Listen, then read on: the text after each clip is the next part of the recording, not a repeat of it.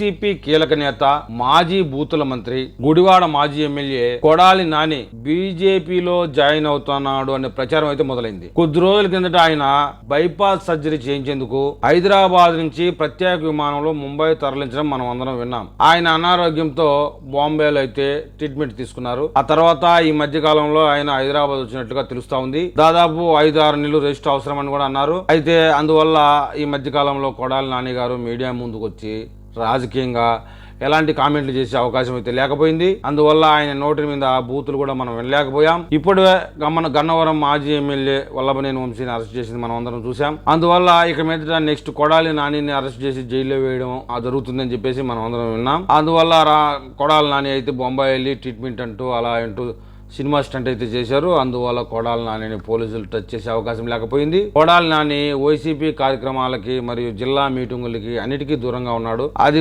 కాకుండా అంతర్గతంగా బీజేపీలో చేరబోతున్నాడు. ఆ ప్రయత్నంగా కొన్ని సమావేశాలు కూడా జరిగాయని చెప్తా ఉన్నారు. ఆయన తీవ్రమైన అనారోగ్యంతో ఉన్నాడు, కోలుకుంటా ఉన్నాడు అని కూడా చెప్తా ఉన్నారు. సహజంగానే రాజకీయ నాయకులు ఏదైనా పార్టీ జంప్ అయ్యేటప్పుడు మౌనం పాటించడం అనేది కామన్. అది కూడా వ్యూహాత్మకమైనటువంటి మౌనం. కొడాలి నానిలో మనకు అదే కనపడతా ఉంది. ఎన్నికలకైతే ఇంకా 4 సంవత్సరాల సమయం ఉంది కాబట్టి ప్రస్తుతానికి పెద్ద కామెంట్లు చేసి ఇరుక్కుపోవడం కన్నా ఒక 4 ఏళ్లు ప్రశాంతంగా ఉండగలిగితే రాబోయే రోజుల్లో రాజకీయంగా కొంత క్లారిటీ అయితే వస్తుంది. అంతేగాని వైసీపీకి కార్యక్రమాలకు రావడం లేదు. తాడేపల్లి వచ్చి సంవత్సరం అయిపోయింది. తాడేపల్లి ప్యాలెస్ లో జరిగే సమావేశాలకి కొడాలి నాని కనపడడం లేదు. బీజేపీలో చేరుతా ఉన్నారు అనేటువంటి విషయాలు ప్రచారం అయితే సోషల్ మీడియాలో గానీ బహిర్గతంగా కానీ విపరీతంగా జరుగుతూ ఉంది. ఈ యొక్క ప్రచారం గుడివాడలోనే ఎక్కువగా ఉంది రాష్ట్ర వ్యాప్తం కంటే. మామూలుగా మనం అనుకోవాల్సింది ఏంటంటే నానిని బీజేపీలోకి తీసుకునే అవకాశం లేదు. కానీ బీజేపీలోని కొందరు కీలక నేతల్ని జగన్మోహన్ రెడ్డి స్వయంగా వైఎస్ఆర్సీపీలోని కొంతమంది కీలక నేతలు, కీలక అంటే కొడాలి నాని కంపల్సరీ ఉంటాడు, కొంతమంది నేతల్ని బీజేపీలోకి పంపించడానికి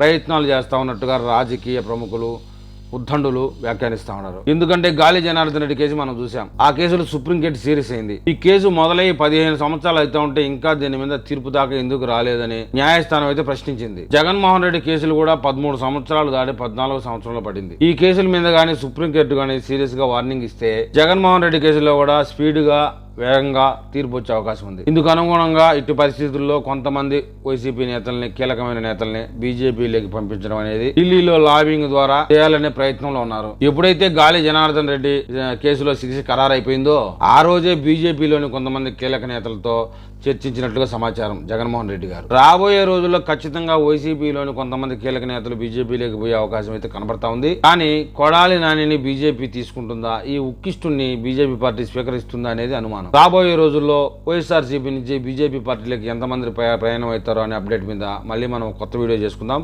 ఆ వీడియో రాగానే మీకు చేరాలంటే నా ఛానల్ని సబ్స్క్రైబ్ చేయండి, లైక్ చేయండి. మీరు నాకు ఏదైనా తెలపాలనుకుంటే కామెంట్ రూపంలో తెలపండి.